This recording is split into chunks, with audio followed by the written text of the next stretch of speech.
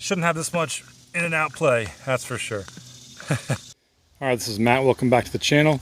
Of course, we're in the hottest heat wave of a couple of years now, and of course my air conditioner goes out. So what was happening was the house was getting cold, came outside, the fan wasn't blowing, but the compressor was on. So what I did first off is, before I moved the fan, I took out the capacitors, replaced those, two of them, one for the fan, one for the compressor, with new ones there. That wasn't the problem. The fan would fire up and work for a little while, maybe a half hour, and then it would stop and overheat, trip the high thermal limit switch. So I'll show you real quick what I think the problem is. Here's the actual fan motor pulled out. So there's some oil down here that leaked out, and I'm pretty sure, I got some shade there, shouldn't have this much in and out play, that's for sure. So it still spins, but there's a lot of friction when it gets down to this side in here. So pretty sure that's the reason.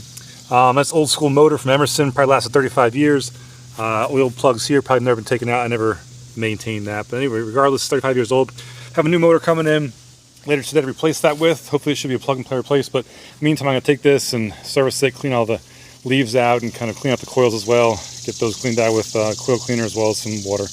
And then get this thing prepped and ready to go for when the new fan comes in. So that's what I'll be doing today. Hopefully the air conditioner will be back on by this evening, and we can sleep in comfort once again. Honestly, I don't know how people lived in hot environments before air conditioning. It's kind of brutal sleeping in 85-degree weather. All right, that's what this video will be about. I probably won't show much of the cleaning. I'll probably just show time lapse of the cleaning, and then a little image of the wired and the fan hooked up back up, and then it running hopefully at the end. All right, stay tuned. All right, let me show you what we have in here. We have a bunch of impacted dirt there, a bunch in the corner. So more down here, more in that corner over there. It's hard to see around the corner there. Let me see. A little bit of dirt down there too. So I'm not gonna pull the cover any more off than this, I don't think, but that gets us 95% of the way there to get this all cleaned out. So that's what I am working on without taking this whole thing apart.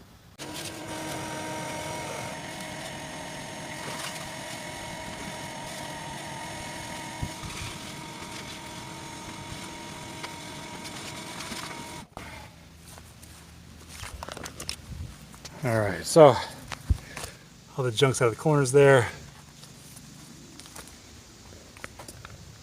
A little bit there, but the hose will get that out, I think.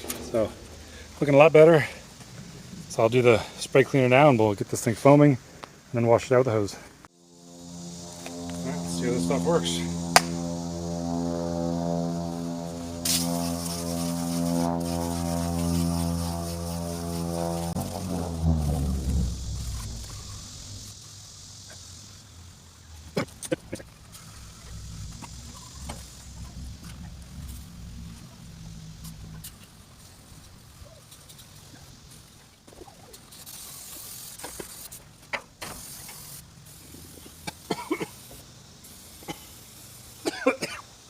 Boy, this stinks, and it doesn't even one can doesn't even cover the whole unit.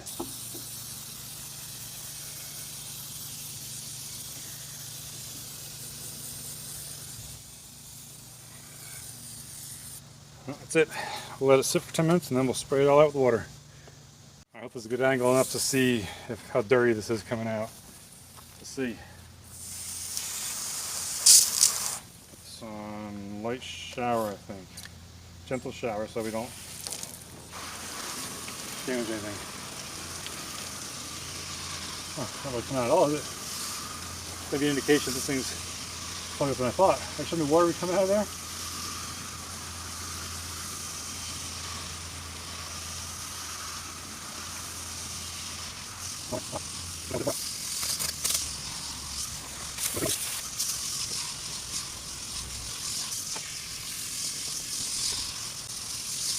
I don't think this thing's going to explode. I'm going to spray off the outside first, get the foam out. I don't want to damage the coils if this foam be on too long. Then I'll spray from the inside out more. Boy, this.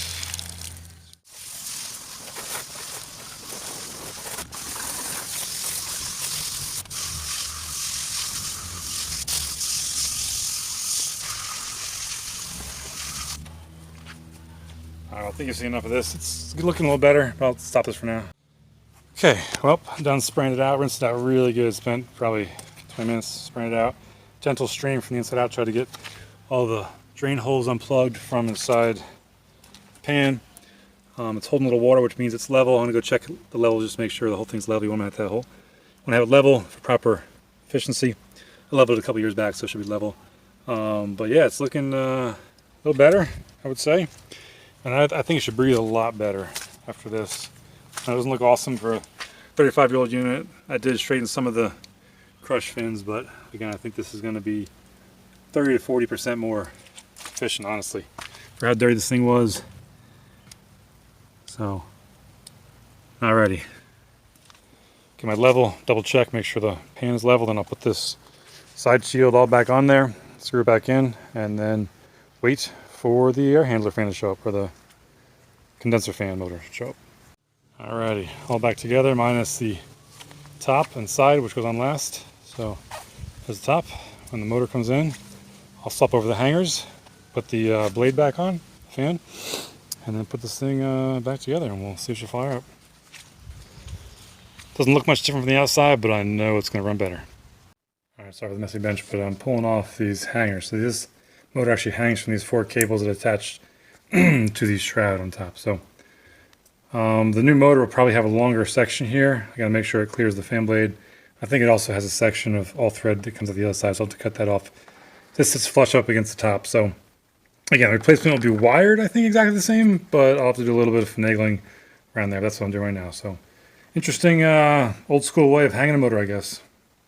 Just again, to show you how much end play is in this motor. So that's pretty much pulled out. So it's right there, almost 5/16, and then so that's how much play there is. So at least 3/8, almost 5/16 of end play, and there should be a little bit, tiny little bit, but this is why this motor burnt up. Oil's leaking out this side as well from just sitting here. So had a good run. I'll say Emerson makes a pretty good motor. I don't think this thing was maintained very well over the years, and it's 35 years old, now sitting outside, so good on them. So this package finally arrived. Supply house, next day delivery.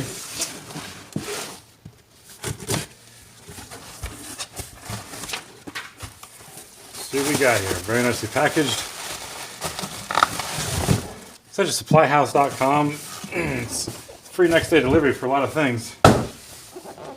And they have a lot of HVAC stuff. So I've gotten valves for electronic system up here, and anyway, we'll see. This is obviously the replacement for Emerson, since Emerson doesn't make. That's all about. Make motors anymore. I don't know if there's an instruction manual in here. Okay, there is some paperwork in here, so I know which goes where. All right. Anyway, there's the unboxing. Do a quick comparison. This is a 48Y motor, size motor, and I'll definitely have to cut these studs off the back here. They're sticking up, and then I'll use the nuts and these cables from the old one to stick on top here. And I'm not sure. I don't think I'm going to cut off this extra shaft. That shaft there's no end play, in and out play. That's good. And then also there's a plug here you have to remove. There's a plug on both sides, one on each side. Whatever side is facing down, you remove that plug.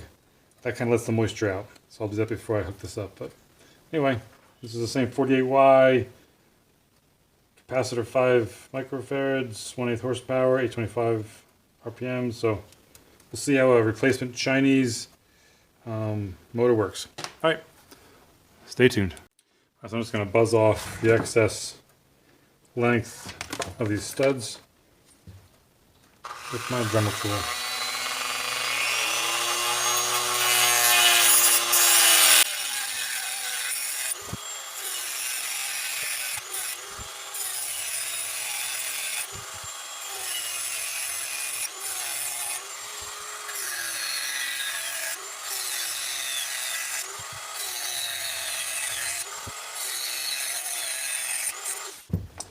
Okay, this should clear fan blades, no problem. So, before I took this apart, before I measured the height from the, well, even the shaft to there, so I'll double check, make sure our measurements of this motor are the same. We want to have this fan the same location inside the shroud that it was before.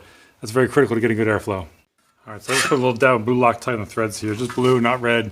And the measurement from the old one. So line up on the shaft with the two flats facing. Where are these parts going? It's so stinking tight. Well, we got to mallet out and push that down. That's frustrating. The bench is a mess right now, but I have this set. It's the same clearance the old one was at. Locked down with blue Loctite. I don't love how this part here, this is a connector that can reverse flow, is kind of hanging out there pretty close to the wires. So I'll have to probably strap that down or something so it doesn't get in the way of the fan blades. It's kind of a bad location for it. But take care of that when I get down. Probably couldn't see what I was doing there. These wires right here were about hitting that fan. So anyway, I'll figure out with clockwise, counterclockwise when I get it hooked up. Hopefully it's set already, but if not, I can just flip this plug around inside here. I just don't know if you look at it from the front, it's clockwise. So hook it up and see if the fan's blowing up, and then has some blowing air up through, and then we'll go from there. All right, I got the top fan motor installed inside there. It's a bit of a pain getting those cables tight and kind of uniform. I'm still not sure if it's going to spin in the right direction, so I didn't really lock everything down as far as putting the screws in the top here. Go test it and see what happens. Hopefully it doesn't tear itself apart. Okay, air conditioning is turned on and Silas is calling for cool. Air handler's moving, so we'll see if this thing will actually... Oh, I can't see buzz right now.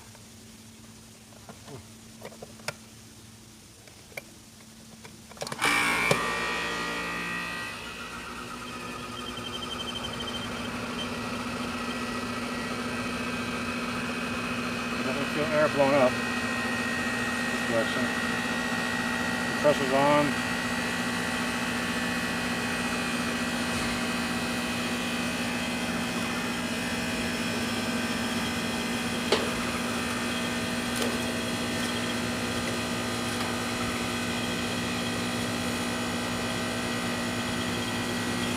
I'll start getting some squeaks in there. I feel plenty of wind blowing up here. So it's going the right direction. I don't know why it's squeaking there. The pressure's on.